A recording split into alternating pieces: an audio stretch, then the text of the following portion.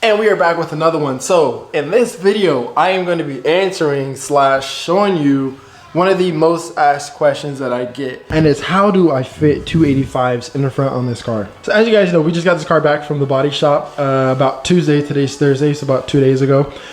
So we had some damage done previously, right? Which led to us getting a whole new front bumper, of course, painted. Then we had the hood repainted because they had to blend it. And I believe they repainted the fenders. That's what they told me. Guys, they killed it. Front end looks absolutely crazy, man. It looks amazing. I've been wanting this hood repainted for so long, so I'm happy that we were able to do that, or they were able to do it, I should say, right? Another thing I'm so happy about is the fact that we got a brand new, I don't even know what to call this, like a lid for the bumper, because like I told you guys, this is $800 by itself. So when I tell you I'm excited because we pretty much got a whole new front end refreshment, right? And I think I've said it in the past too. What was told to me is Nissan, after 10 years, discontinues parts, right? So this car is the 2013 and we are in year 2024. So I've heard, what was told to me is that Nissan will be discontinuing parts for the V1 Nismo this year. But enough of that, let me go ahead and show you guys how I'm able to fit 285s in the front. First things first is we have to get in here and we have to turn the wheel. And once the wheel is turned, go ahead and show you guys up here. Let me get my flashlight out.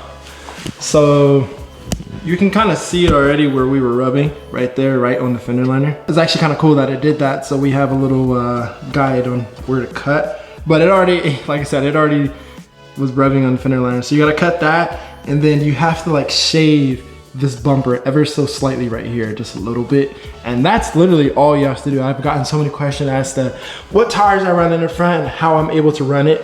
That is literally it, guys.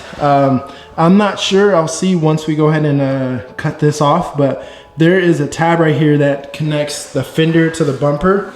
The bumper, of course, is plastic. You have to cut that, and then the tab for the fender, you have to bend that up, right? Because if not, then you're just gonna be rubbing on that. I'm not sure if they did that already for me, because the tab on this fender I already bent up. So I don't know if they like bent it down and connected the bumper, or if they caught the hint that I did it on purpose. And then again, on the bumper right here, you just kind of cut a little bit. I'm not sure. It looks like they already cut it for me, because I'm pretty sure it was more dramatic than that. So just to kind of show you guys what I'm doing, all I'm doing is taking little snippets, and I'm just like cutting a hole, because it kind of sticks out right here, so that's why it's like rubbing and stuff. So I'm literally just cutting it out right there.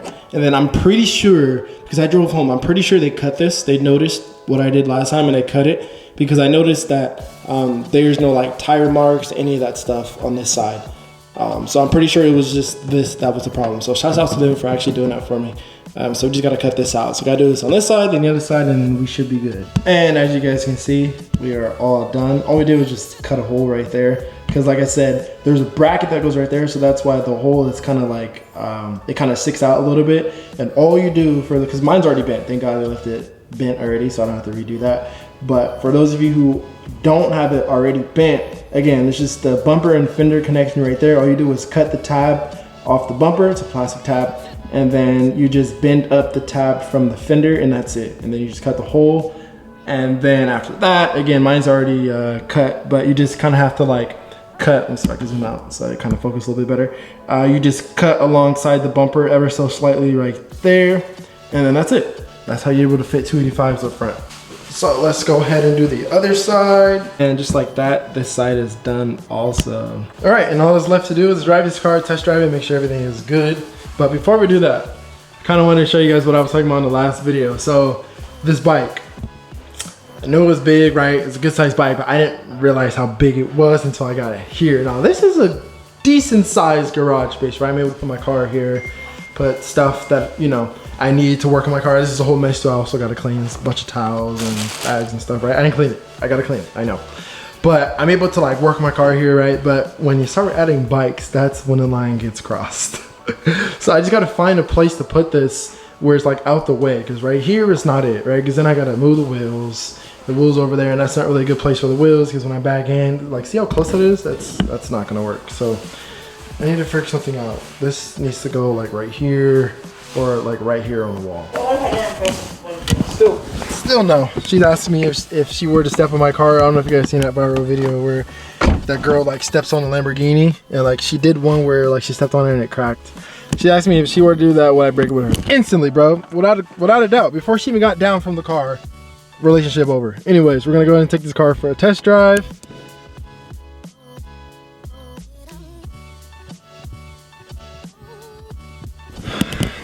What a weirdo. This is now during the day. I think the last time I showed you guys the car, other than this video, was at night. Kind of, sort of. I think other than that was when we picked it up. I keep saying it because they killed it, right? Like, this is the first time I've ever went to a body shop and haven't had to like tell them, oh, fix this or fix that, or why does that look like that, why does it look like this, you know what I mean? Again, he contacted me last Friday, the day I was supposed to pick it up, even though I was out of town. They didn't know that, but they contacted me saying, oh, we're gonna redo the hood because it didn't come out the way you wanted it to, yada yada yada. And yeah, it's amazing, bro. You guys can see that the color, so amazing, bro. It matches. It doesn't look like light and dark in different spots. It's just amazing.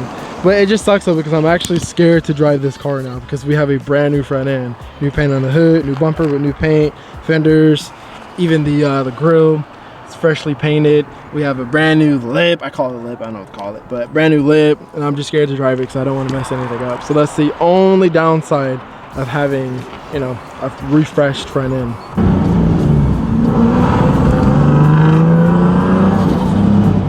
Currently on my way to get some gas because you guys know it's a normal thing in this car. It's actually really amazing because there's so many E85 stations near me. I just discovered this one that we're going to now. Here's the joy of being on full E85. Less than 40 bucks to fill up. This is an 18-gallon tank. All right, of course we had some in here already, but I had a quarter tank left, as you guys saw, and that tank of gas was in here for a whole month. So it's probably better I just, you know, get new gas in here. This is the risk you take when you have a modified car. When you see a cop, and it's like, it is what it is, bro. You know what I mean? Now the cool thing is, they don't bug me out here, right? Like, they leave me alone. So that's the cool thing, right? Just mind my business. But, you know, like I said, when you live in California, you just kind of like just get used to it. It comes with the game. Now, what saves me is the fact that I have a valve-controlled exhaust. So for those of you who don't know, my exhaust is valve-controlled. So open and close. Of course, right now it's closed, but whenever I see a cop, just hit that button and we're in quiet mode. So to give you an example, just downshift it, you guys hear absolutely nothing. See? That's first gear. And it's nothing. If anything, you just hear the turbo spool, that's it. Now with the valves closed, this is what it sounds like when I gas it. You literally just hear the turbo spool. It's like a stock exhaust, it's crazy. Again, downshift, you hear nothing, right? But then when I go to open it up,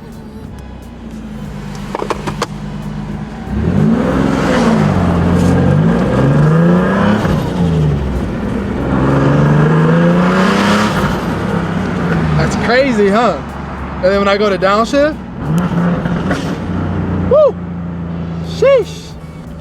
Tell you, man, I love my valve controlled exhaust. I would not change it for the world. Before we end the video, I just want to show you guys something for those of you who made it this far. Things are about to get a little bit more spicy. The Insta360 car mount, the carbon fiber car mount, gets here on Tuesday. Whoa! Who knew I would make it this far? They hated, they never believe me. Yeah, I would never drop the ball. I know I make it look easy. Yeah. Mayweather with the defense. I don't care what a critic got to say, I got them picking up the pieces. That to me, you really playing with your life. I'm about to come and run it all back. I'm the new era, about to snap back. You ain't fitting for it, cause you all cap like.